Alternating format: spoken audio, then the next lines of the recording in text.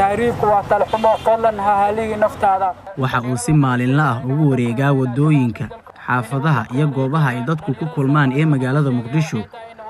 si uu asaagiisa iyo dadka waaweyn ugu wacyigeliyo tahriibka isagoo adeegsanaya hab fudud oo u sahlaysa in uu ku soo jiito dareenka dadweynaha. halka Soomaaliya waxa ugu baaqaya waxay tahay nin walba oo muwaadin Soomaaliyeed ah inuu wadankiisa u joogo.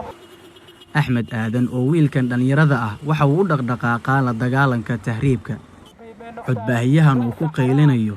iyo boorar uu ku soo daabacay sawiro ka hadlaya dhibaatooyinka yaala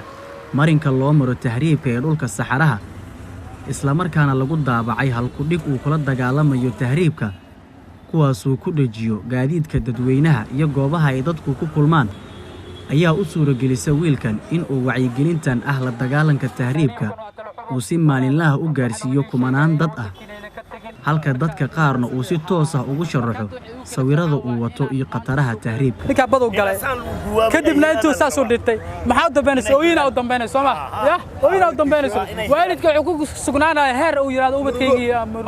waxa uu wacyigelintan ka dhanka ah tahriibka ka soo bilaabay xarumaha qaar ka mid ah degmooyinkan gobolka Banaadir muddo hadda laga joogo 7 sano laakiin habkan uu hadda u adeegsanayo codbaahiyaha iyo sawirada ayuu wadaa muddo 2 bilood ah. Axmed oo ah wiilkaas dhalinyarada ah oo aad aragtaan waxa ay fikradan ah inuu dadka ka wacyigeliyo tahriibka ay ku dhalatay kadib markii isaga uu tahriibay isla markaana uu qatar geliyay nafsadiisa si uu u gaaro mid kamid ah wadamada Carbeed halkaasna uu kala soo kulmay dhibaatooyin badan oo ay kamid yihiin xabsi iyo jirdil dibna loogu soo celiyay dalkiisa. maraan tahriibay Sacuudi Arabiya aan u tahriibay oo aan maray baddaas markaan ka gudbay kadib badda dhexdeeda xanuun fara badan aan kala kulmay jirdil in qolo maleeshiyada ay naafduubteen oo micnaha ay baad naga qaataan oo qaar naga mid xataa la dilay sida marka ka badbaan kadib oo xero aan galay ayaa waxaan u sii gudubnay inaan ka sii gudbo Yemen oo aan u gudbo Sacuudiga saxaraha markaan gaaray Sacuudiga iyo Yemen u dhaxeeyana waxaan kala kulmay tacdiif fara badan inaan xabsi galo in askartayna garaacaan in xuduudka aan gudbo weyno markaan ka gudbay kadib oo Sacuudiga Arabiya aan tagay Muqdisho aan ku soo noqday 2013 aan barnaamij wacyigelin aan sameeyay barnaamijka wacyigelinta markaan gudaha Soomaaliya aan imidna waxaan sameeyay wacyigelin degmooyinka qaar marnaba kama xishoodo in uu ka hadlo goobaha ay dadku isugu yimaadaan ee magaalada Muqdisho wiilkan 20 jirka si uu fariintiisa u faafiyo waxaana jira goobo uu si gaar ah u bartilmaameedsado halkaas uu maalin walba ka sameeyo wacyigelintan.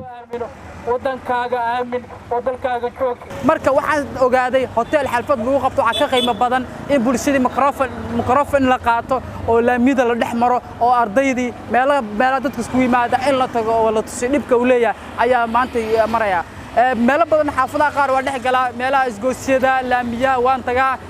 meelaha dadka isugu yimaadaan jaamacadaha oo kale meel aan tagin ma jirto meelaha baabuurta laga raaco waan tagaa marka microphone-kayga wata waxa adeegsanaa waa microphone iyo sawir marka dad qaar way jiraan qaar alaasi oo iga caawiyeen waraaqaha saa ku heli lahaa marka laakiin ma haysto garab kale buuxda oo arinkan ay ii fududeyn kara inaan mar walba joogto ka dhigto inkastoo aysan jirin cid si buuxda uga taageerta Axmed barnaamijkan haddana waxa uu rajaynayaa in uu rumeeyo riyooyinkiisa oo ah in dadka Soomaaliyeed uu ka joojiyo tahriibka. Maxamed Bulbul Universal TV Muqdisho.